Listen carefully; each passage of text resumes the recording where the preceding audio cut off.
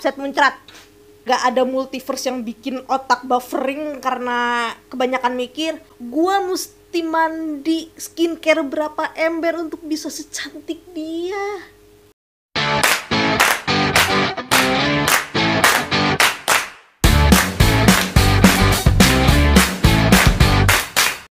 Selamat datang di Coci TV, konten yang mereview film dari sudut pandang orang tolong set muncrat. Masih bulan Maret dan lagi-lagi muncul film superhero. Di awal bulan Maret kemarin ada Virgo, produk asli Indonesia. Sekarang ada film superhero baru lagi dari luar nih, sekarang dari DC. Sequelnya Shazam Fury of the Gods.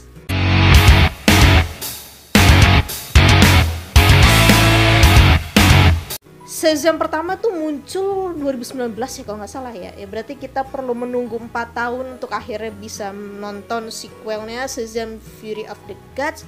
Cast-nya mayoritas masih sama sih. Zachary Levi masih meranin Shazam. Terus masih ada Asher Angel sebagai Billy Batson. Shazam Family juga balik lagi. Nah ini yang baru nih jajaran villainnya nih. Ada Lucy Liu sebagai Calypso, terus Rachel Zegler meranin Antea, Helen Mirren sebagai Hespera. Film kedua ini nyeritain kehidupan Billy Batson dan keluarganya setelah dapat giveaway kekuatan sihir. Mereka jadi superhero di Philadelphia, tapi justru malah ditolak, dibenci sama warga sekitar karena kalau mereka beraksi itu justru malah bikin chaos. Dan tiba-tiba muncullah Hespera, Antea sama Calypso yang mau ngambil kekuatannya Shazam sama keluarganya. Antea, Hespera sama Calypso ini anaknya Dewa Atlas. Nonton Shazam Fury of the Gods itu super fun, menyenangkan, nggak ruwet, nggak ada multiverse yang bikin otak buffering karena kebanyakan mikir. Gitu. Ini tuh tipe film yang ketika kita keluar bioskop itu bawaannya jadi seneng. Transisi ceritanya juga halus banget, dari awal ini udah ditanam bibit konfliknya dan dari situlah kemudian permasalahannya terus tumbuh sampai akhirnya di puncak. Film kedua ini kita juga bisa melihat perkembangan karakternya Shazam lebih heroik, lebih wise, terutama waktu adegan fighting terakhir di mana Shazam ngorbanin dirinya sampai meninggal. Ya kita tahu sih Shazam endingnya nggak akan mati, tapi adegan itu tetap bikin sedih. Tapi karakter konyolnya Shazam ini masih ada, itu yang gue suka. Masih konyol, agak-agak bocil dikit. Ini sutradara David Sandberg kayaknya berusaha untuk mempertahankan Shazam tetap berada di jalurnya sebagai film superhero yang fun dan ringan. Dan di film ini keresahannya Shazam itu sedikit ditampilin. Dia ini lagi ada di fase ngerasa insecure, ngerasa tuh dia nggak sekeren superhero lainnya. Di adegan awal ngeliatin dia lagi curhat sama psikolog. Dok, gimana ya lari saya tuh nggak sekencang The Flash, badan saya nggak sekekar Superman. Men, di mana lagi kita bisa ngelihat superhero insecure kalau nggak di Shazam. Film kedua tuh filmnya lebih fun sih, komedinya itu lebih tapi itu menurut gua lo ya. Nanti pas lo nonton, apaan nih nggak lucu, bohong. Ya itu kan komedi balik ke selera masing-masing ya. Orang beda-beda, kayak makanan aja deh. Gue suka sate, lu mungkin suka gulai kepala cicak ya. Selera mah beda-beda ya. Kalau menurut gue Shazam yang kedua ini lebih lucu. Humornya sama sekali tidak cringe, tidak kurang, tidak lebih, pas cucok meong. Bahkan The Wizard, tau kalau The Wizard itu bisa lucu di sini. Lu bayangin dong, The Wizard yang casingnya kayak begonoh, nyeremin ya, bisa ngelawak di sini. Asli tuh, gua cuman 2 jempol. Hebat om, Anda ngelawak, kami ngakak.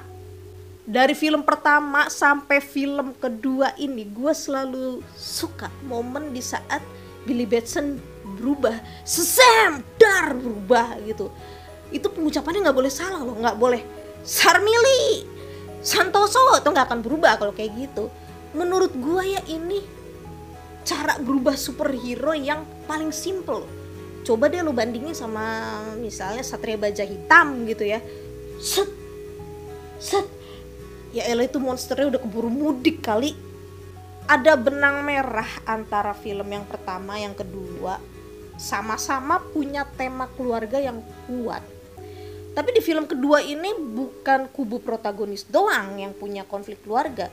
Antagonis pun ada. Ngomongin soal villain nih kebetulan. Di film kedua ini, di sequelnya, kelihatan levelnya tuh naik ya.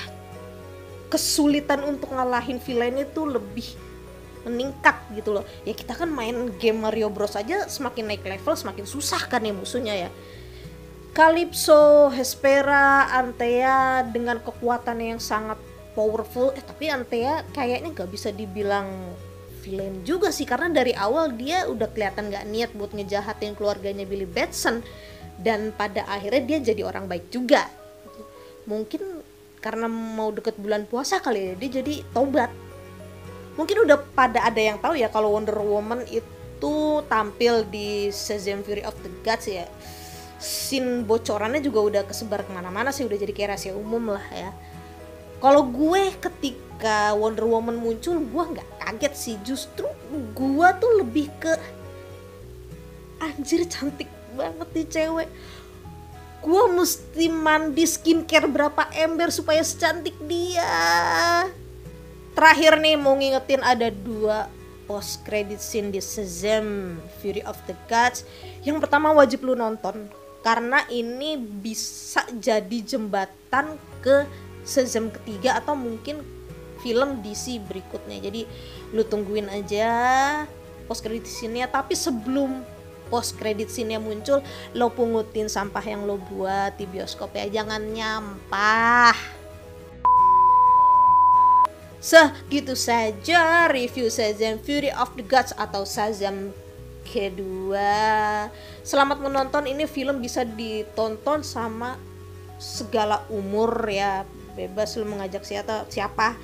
Tapi saran gue nih, saran aja ya, sorry nih, saran aja kalau bisa jangan bawa anak kecil umur 7, 8 tahun, 5 tahun gitu kali ya, yang pokoknya yang masih kecil gitu lah. Kenapa? Karena takutnya nih ngeganggu kenyamanan penonton lain gitu kan.